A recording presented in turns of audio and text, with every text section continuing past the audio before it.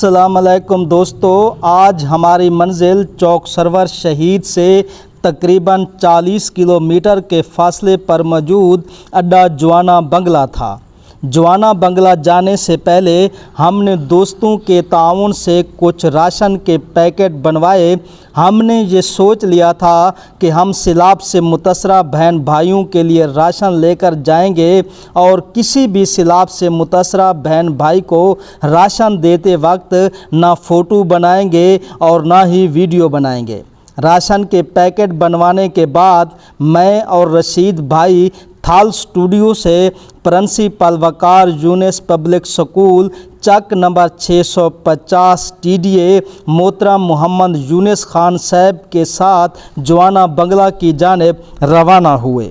تیز بارش میں ہم اپنی منزل کی جانب رواں دواں تھے۔ بہرحال رنگپور سے ہوتے ہوئے ہم جوانا بنگلہ پہنچے۔ ہم نے متاثرین میں راشن تقسیم کیا اور مقامی صحافی نمائندہ سچ نیوز شہزاد مہدی انقلابی کے ساتھ سیلاب کی تباہ کاریاں دیکھنے آگے بڑھے۔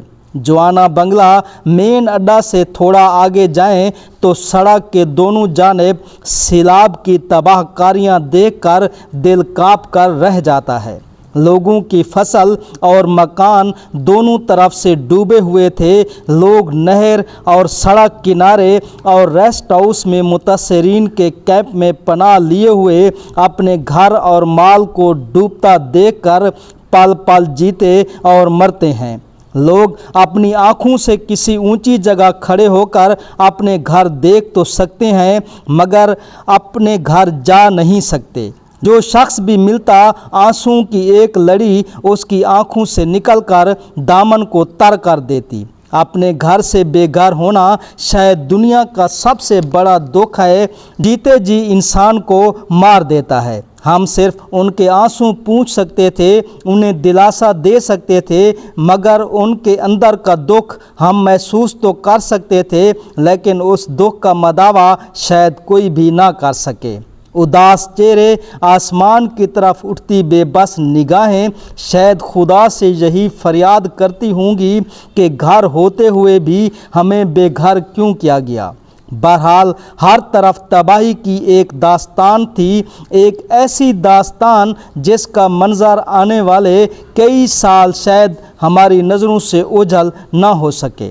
بہرحال ہم نے واپسی کا راستہ اختیار کیا مگر رنجیدہ دل کے ساتھ۔